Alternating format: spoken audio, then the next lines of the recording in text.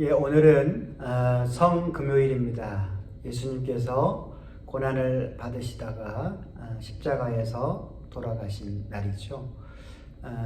예수님의 죽으심의 의미가 무엇인지를 깊이 묵상하는 그런 시간이 되어야 될 것입니다.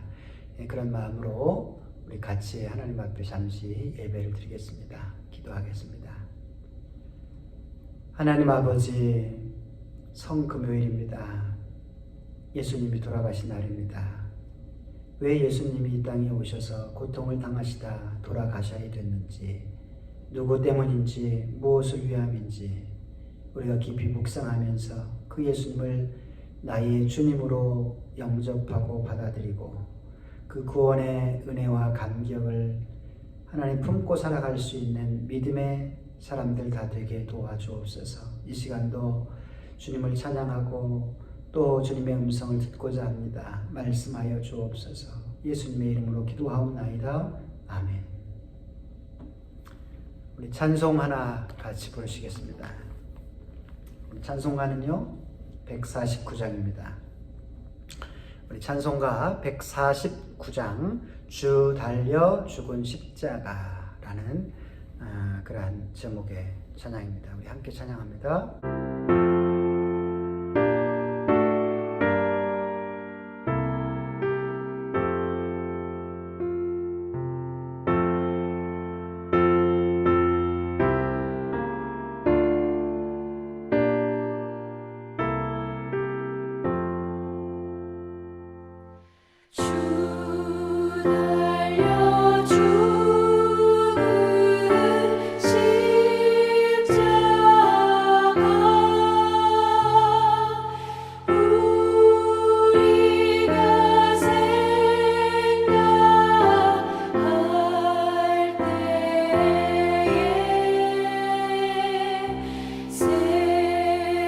세상에서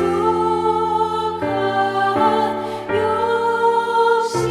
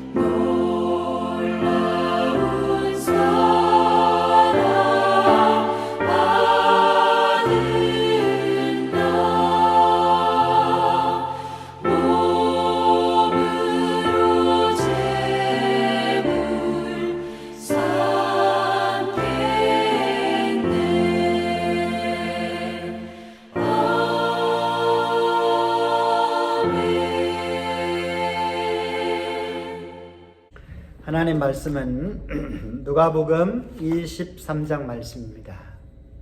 누가복음 23장 33절에서 46절까지 말씀입니다. 우리 지난 수요일 날 함께 나눴던 말씀인데요. 좀 다른 관점에서 함께 말씀을 나누고자 합니다. 누가복음 23장 33절에서 46절 말씀을 제가 봉독해 올리겠습니다. 해골이라 하는 곳에 이르러 거기서 예수를 십자가에 못 박고 두 행악자도 그렇게 하니 하나는 우편에 하나는 좌편에 있더라. 이에 예수께서 이르시되 아버지 저들을 사하여 주옵소서 자기들이 하는 것을 알지 못함이니이다 하시더라. 그들이 그의 옷을 나누어 제비 뽑을세 백성은 서서 구경하는데 관리들은 비웃어 이르되 저가 남을 구원하였으니 만일 하나님이 택하신 자 그리스도이면 자기도 구원할지어다 하고 군인들도 희롱하면서 나와 신포도주를 주며 이르되 내가 만일 유대인의 왕이면 네가 너를 구원하라 하더라. 그의 위에 이는 유대인의 왕이라 쓴 배가 있더라.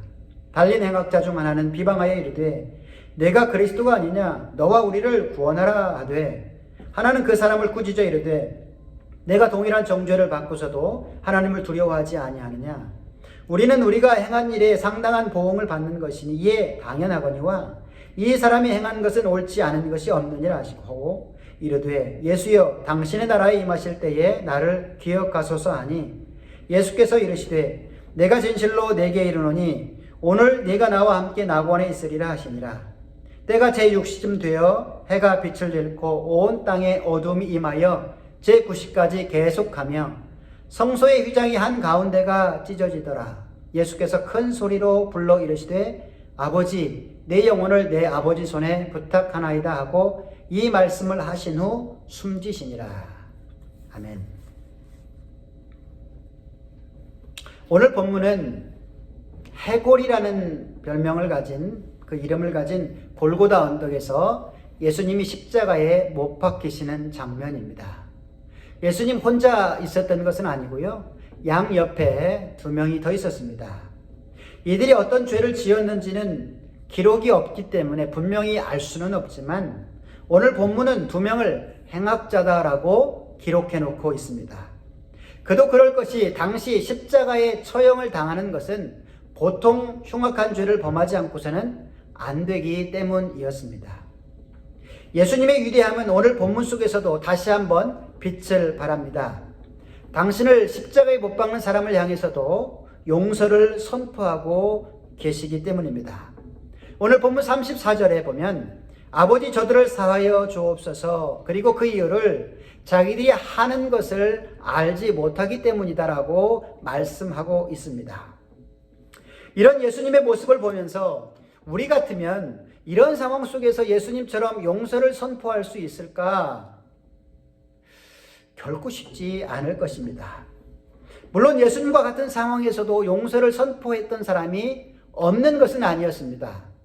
초대 예루살렘 교회의 한 사람이었던 스데반 집사, 사도행전에 나오는 스데반 집사는 비슷한 상황 속에서 용서를 선포하였습니다. 우리 한국 교회사에도 손양원 목사님 같은 분은 자기 아들을 2명 죽인 그 사람을 용서하였습니다. 그 외에도 이름 모를 많은 그리스도인들은 이 예수님의 용서를 묵상하고 실천하고 있습니다.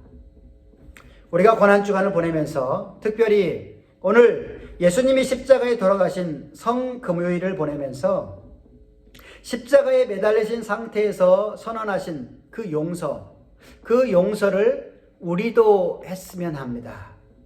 아직도 내 마음에 용서하지 못한 사람이 있다면, 나의 마음을 아프게 하고 나를 십자가에 내몬 사람이 있다면 예수님이 용서하시는 것처럼 우리도 예수님의 제자로서 용기 있게 용서를 선언할 수 있으면 좋겠다라는 생각을 가져봅니다. 예수님이 이런 용서를 선포하시는 상황 속에서도 그 십자가 밑에는 참 다양한 사람들의 모습이 있습니다. 군중들은 그저 구경하고 있고요. 관리들은 저가 남은 구원하였으면 자신은 구원하지 못하는도다라고 비웃으며 조롱하고 있습니다. 군인들도 희롱하고 억지로 예수께 신포도주를 마시면서 네가 만일 유대인의 왕이면 너를 구원해 와라 라고 희롱하였다라고 성경은 기록합니다. 오늘 우리가 살펴보고자 하는 사람은요, 십자가에 함께 못 박힌 두 명의 사람입니다. 양쪽 다 십자가에 못 박혀 있는 상태니까 얼마나 고통스러웠겠습니까? 그런데 왼편에 있는 행악자는 그런 상황 속에서도 예수님을 비방하고 있습니다. 39절 말씀, 내가 그리스도가 아니냐? 너와 우리를 구원해봐라. 이 사람은 분명 예수님을 그리스도라고 알고 있었던 것처럼 보입니다. 사람들이 그렇게 말하고 있고 예수님이 하신 일들에 대해서 들어서 알고 있었을 것입니다. 하지만 이 사람의 문제는 이렇게 지식적으로는 알고 있었다. 하지만 그 예수 그리스도를 마음에 믿지 못하고 예수님께 의지하지 못하였다라는 것이 문제입니다. 반면에 오른편에 있는 행악자는 달랐습니다. 마태복음 27장과 마가복음 본문에 보면 두 강도가 함께 예수 그리스도를 욕하였다라고 기록하고 있습니다. 물론 예수님에 대해서 누구인지 정확히 알지 못했을 때에는 예수님을 욕했을 것입니다. 자신들처럼 악한 죄를 짓고 죽는 사람이다 라고 생각했을 것입니다. 그래서 막 욕을 했겠죠. 그런데 오른편 행악자는 오늘 본문 40절, 41절, 42절에서 전혀 달라진 모습을 보여주고 있습니다. 자신의 모습을 주님 앞에 회개를 하고 예수님께 자신의 신앙을 고백하고 있는 모습을 봅니다.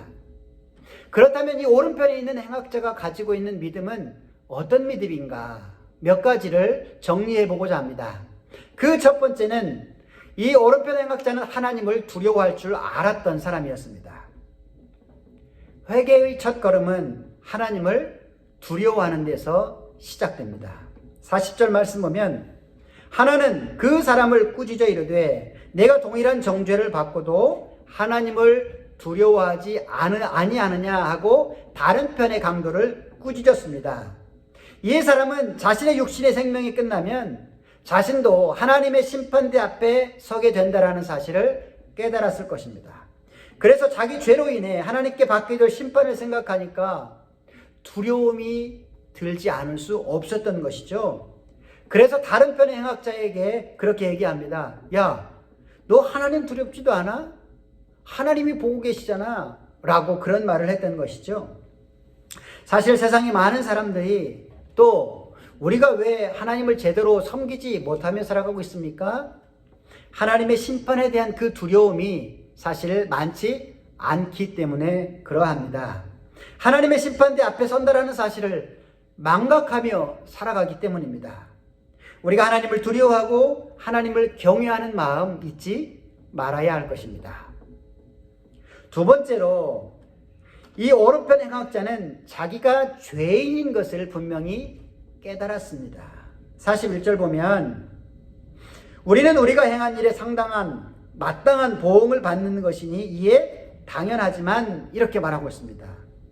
이 사람은 자기가 얼마나 큰 죄를 지은 죄인인 줄을 깨달았던 것이죠. 하나님 앞에서 얼마나 끔찍한 죄를 지었는지를 고백하고 있습니다. 그래서 주님 앞에 진정한 회개를 할 수 있었던 것입니다. 회개란 것이 그렇습니다. 내가 하나님 앞에 설 때 진짜 죄인이다 라는 사실을 깨닫고 인정할 때 비로소 회개가 이루어지기 때문입니다. 우리가 우리의 더러운 죄와 허물을 사람들 앞에서는 감출 수 있을지 모릅니다.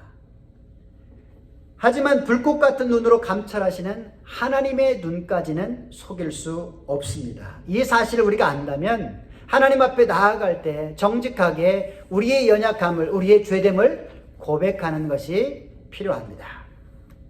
세 번째, 이 사람은 많은 사람들 앞에서 예수님을 시인하고 있습니다. 오늘 본문 41절 후반부에 보면 이 사람이 행한 것은 옳지 않은 것이 없느니라 라고 예수님을 변호하고 있습니다. 지금 십자가 아래에 있는 모든 사람들은 예수님을 향하여 비방하고 조롱하고 있습니다. 심지어 한 옆에 있는 그 사람도 예수님을 비방하고 있습니다. 하지만 오른편에 선 이 행악자는 예수님을 변호하고 있습니다. 예수님의 행한 일을 봐라. 그가 한 일 중에 옳지 않은 일이 있느냐? 없다. 이 분은 우리와는 다른 분이시다. 이 땅에 우리를 구원하시기 위한 온 메시아다. 하나님의 아들이다. 라는 사실을 인정하는 변호를 하고 있다는 사실입니다. 우리가 예수님을 입으로 시인하고 고백하는 것이 얼마나 큰 믿음인지 모릅니다. 사도 바울은 너희가 입으로 시인하여 구원에 이른다라고 말씀하고 있습니다. 더욱이 지금 이 본문의 상황, 고난을 당하는 상황 속에서 예수님을 향하여서 같이 고난을 받고 계시는 예수님을 향하여서 예수님을 주님이다 라고 시인하고 고백하고 변호하기란 결코 쉽지 않은 상황이었습니다. 그런데 오른편에 선 그 행악자는 예수님을 향하여 그렇게 변호하고 있습니다. 그렇다면 예수님께서도 우리가 하나님의 심판대 앞에 설 때 우리를 변호해 주시지 않겠느냐라는 사실입니다. 넷째로 이 사람은 자신의 삶을, 자신의 미래를 온전히 예수님께 맡기고 있다는 사실입니다. 42절 말씀 보면 이르되 예수여 당신은 나라에 임하실 때 나를 기억하소서라고 말합니다. 그렇게 부탁합니다. 이 오른편 행악자는 예수님 당신이 그리스도면 나를 좀 내려주십시오. 이 십자가에서 고통에서 해방시켜 주십시오. 나를 좀 살려주십시오. 이렇게 요청한 것이 아니었습니다. 그저 당신의 나라가 임할 때에, 당신의 나라에 임할 때에 나를 기억해 달라라는 요청입니다. 예수님께 자신의 미래를 온전히 맡기고 있는 고백이었던 겁니다. 이때 예수님께서 답변하십니다. 오늘 내가 나와 함께 낙원에 있으리라 라는 엄청난 축복을 약속받고 있습니다. 우리가 보통 신앙이 있는지 없는지 알려면 위기의 상황에 처해보면 알 수 있다라고 그럽니다.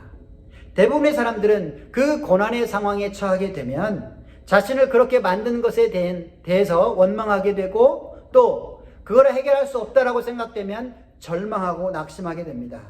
그런데 지금 오른편 행악자는 극한 상황 속에서 오히려 예수님을 붙들고 있습니다. 예수님을 의지하고 있습니다. 예수님께 전폭적인 신뢰를 보내고 있습니다. 사실 이렇게 말하는 것이 별것 아닌 것 같지만 이러한 상황 속에서 이러한 고백을 한다는 것은 엄청난 신뢰와 믿음이 있지 아니하고는 할 수 없다라는 사실입니다. 사실 우리가 이 오른편 행악자에게서 배울 수 있는 것이 한두 가지가 아닙니다. 십자가 아래에 있는 모든 사람들이 무기력하게 십자가에 달려있는 그 예수님을 바라보고 조롱하고 비난하고 심지어 함께 예수님과 살았던 제자들도 멀찍이 숨죽여 지켜보고 있는 그런 상황 속에서 이 사람만큼은 예수님을 변호하고 있었다는 사실입니다. 신앙인이라고 말하면서 걸핏하면 신앙과 주님의 몸된 교회를 비난하고 폄하하는 사람들에 비하면 이 오른편 강도의 그 모습이 얼마나 고귀한지 우리가 생각해 볼 수 있습니다. 우리는 이러한 생각들을 한번 해볼 필요가 있습니다. 만약 내가 이 강도와 같은 상황에 처해 있다면 나는 과연 예수님을 신뢰하고 믿고 따를 수 있겠는가? 아니면 제자들과 같이 현실적이고 이기적인 행동을 취할 수 있지 않겠는가? 내 신앙의 상태가 어떠한지를 한번 점검해 볼 필요가 있을 것입니다. 자, 그렇다면 이 오른편 행악자, 이러한 믿음을 가지고 이러한 모습으로 자신의 미래를 주님께 맡겼던 이 행악자에게 주어진 축복은 무엇일까? 예수님과 함께 천국에 최초로 들어간 사람이 누구일까요? 베드로? 아닙니다. 가장 가까이서 예수님을 보좌했던 야고보와 요한? 아닙니다. 막 울면서 예수님을 따르고 섬겼던 여인들? 아닙니다. 어머니였던 마리아? 아닙니다. 사도 바울도 아닙니다. 예수님과 함께 최초로 낙원에 들어간 사람은 바로 예수님과 함께 십자가에 매달린 오른편 행악자였던 것입니다. 우리의 삶은 늘 선택의 삶입니다. 왼편에 설 것인지 오른편에 설 것인지. 왼편의 십자가는 죽음의 십자가요, 멸망의 십자가입니다. 하지만 오른편의 십자가는 영생의 십자가요, 축복의 십자가입니다. 우리는 그 한 편을 선택해야 합니다. 여러분은 어느 편을 선택하시겠습니까? 여러분이 죄를 선택하는 것은 왼편을 선택하는 것입니다. 하지만 의를 선택하셨다면 오른편에 선 것입니다. 여러분이 불평하고 있다면 왼편의 길을 가고 계신 것입니다. 하지만 불평할 수밖에 없는 상황 속에 있어도 하나님과 이웃을 향해서 감사하고 있다면 여러분 오른편의 길을 가고 계신 것입니다. 여러분이 미움을 선택하셨다면 왼편의 사람입니다. 하지만 용서와 사랑을 선택하셨다면 오른편의 사람입니다. 여러분의 입술이 누군가를 저주하고 있다면 저주의 십자가를 붙들고 살아가고 있는 사람입니다. 하지만 누군가를 향하여 축복하고 있다면 축복의 십자가를 붙들고 살아가고 있는 사람입니다. 오늘 본문에 나오는 오른편의 행악자, 이 사람은 얼마 남지 않은 그 마지막 순간에 예수님을 깨닫고 그 예수님을 마음에 믿고 예수님께 자신의 미래를 온전히 맡겼습니다. 우리가 만약 어느 것을 선택해야 한다면 우리 인생의 주사위를 예수님께 던지고 오른편에 서야 하지 않을까요? 오늘 오른편에 서서 믿음의 고백을 한 이 사람에게 주신 예수님의 축복의 약속의 말씀을 저와 여러분의 것이 되기를 원합니다. 네가 오늘 나와 함께 낙원에 있으리라. 네가 오늘 나와 함께 승리하리라. 네가 오늘 나와 함께 영광과 축복을 얻으리라. 이 말씀을 마음에 새기시고 우리도 기꺼이 예수님 편에 설 수 있는 믿음의 사람들 되시길 간절히 축원을 드립니다. 기도하겠습니다. 하나님 아버지, 골고다 언덕에 선 세 개의 십자가, 오른편 행악자는 예수님의 용서하심을 보고 예수님이 메시아임을 깨닫게 되었습니다. 그리고 자신의 죄됨을 회개하고 자신의 삶을 예수님께 의탁하였습니다. 결국 그 짧은 시간이었지만 그런 믿음의 모습을 예수님은 기억하시고 그에게 말씀하시기를 네가 오늘 나와 함께 낙원에 있으리라 라고 축복을 약속해 주셨습니다. 고난주간을 보내면서 또 성금요일 오늘 말씀 앞에 다짐해 봅니다. 우리도 이 십자가 앞에 서게 되는데 그때마다 예수님을 선택하고 예수님을 붙들고 예수님을 의지하는 오른편에 서게 도와 주옵소서. 비난과 조롱과 원망이 앞서는 왼편에 서지 않도록 우리를 지켜 주옵소서. 그래서 주님께서 약속하신 나와 함께 낙원에 있으리라 라는 그런 축복과 기쁨을 항상 누리며 살아가는 우리 모두가 되게 도와 주옵소서. 우리를 사랑하사 십자가를 지신 우리 주님 예수 그리스도의 이름으로 축복하며 기도하옵나이다. 아멘. 광고 한 가지 하겠습니다. 우리 코로나 바이러스로 인해서 지금 많은 분들이 고통 속에 있습니다. 아직도 지금 해결될 기미가 보이지 않아서 굉장히 위기 상황이라고 이렇게 진단하는데요. 그 고통 속에 있는, 슬픔 속에 있는 그러한 분들이 주님의 위로하심과 주님의 회복하심을 받기를 위해서 기도해 주시기 바랍니다. 그리고 하루빨리 이 코로나 바이러스가 종식되어서 우리가 함께 모여서 예배할 수 있으면 좋겠습니다. 우리가 이제 내일 모레면 부활주일인데 지금 함께 모여서 예배 드리지 못할 상황 속에 있습니다. 참으로 안타까운 그런 상황인데요. 우리가 각 집에서 지금 어쩔 수 없이 예배를 드리시지만 우리가 간절히 기도하셔서 하나님의 특별하신 은혜로 이 코로나 바이러스가 백신이나 치료제가 나와서 빨리 종식되고 해결되어서 함께 모여서 예배하는 놀라운 역사가 있기를 위해서 간절히 기도해 주시기를 다시 한번 부탁을 드립니다. 기도하겠습니다. 하나님 아버지 감사합니다. 하나님의 은혜와 사랑이 십자가를 통하여 얼만큼 우리 가운데 충만히 임하였는지를 다시 한번 깊이 묵상하며 그 십자가를 통해 주신 구원의 은혜와 감격을 결코 놓치지 아니하고 그 은혜와 감격을 맛보며 감사하며 찬양하며 영광 돌리며 살아갈 수 있는 우리의 삶이 되게 도와주옵소서. 그리고 그렇게 구원의 감격을 받은 주님의 제자로서의 삶을 살아낼 수 있도록 주님 도와주옵소서. 이제 내일 모레면 주님이 다시금 이 사망 권세를 이기시고 승리하신 부활절입니다.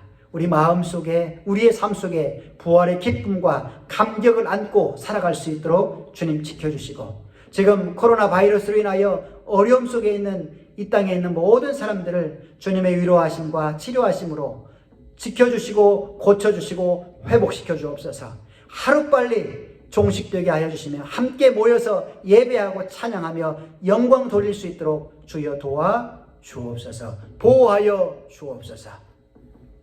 지금은 우리를 죄에서 구원하시기 위하여 이 땅에 오사 십자가를 지신 우리 주님 예수 그리스도의 은혜와 그 아들을 주시기까지 우리를 사랑하신 아버지 하나님의 그 크신 사랑하심과 이 사실을 깨닫고 오늘도 믿음 안에 살도록 인도하시는 성령님의 교통하심과 위로하심이 예수님이 돌아가신 성금요일 왜 예수님이 죽으셨는지 누구 때문인지 깊이 묵상하며 나를 위해서 나를 구원하시기 위하여 나를 저 천국의 하나님의 백성으로 살게 하시기 위하여 라는 사실을 깨닫고 감사하며 믿으며 고백하며 찬양하며 영광 돌리며 또 부활하실 그 주님을 소망하며 기도하며 지내기로 결단하는 모든 성도들과 그 가정과 하는 생업 위에와 빚값 주고 세우신 주님의 몸된 교회와 우리 조국 대한민국과 이 땅에 오늘도 선교 현장에 수고하시는 모든 선교사님들과 그 가정과 하시는 사역 위에 영원토록 함께하옵시길 간절히 축원하옵나이다.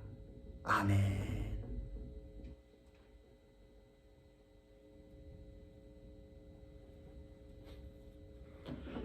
예, 성금요일 예배를 다 마치겠습니다.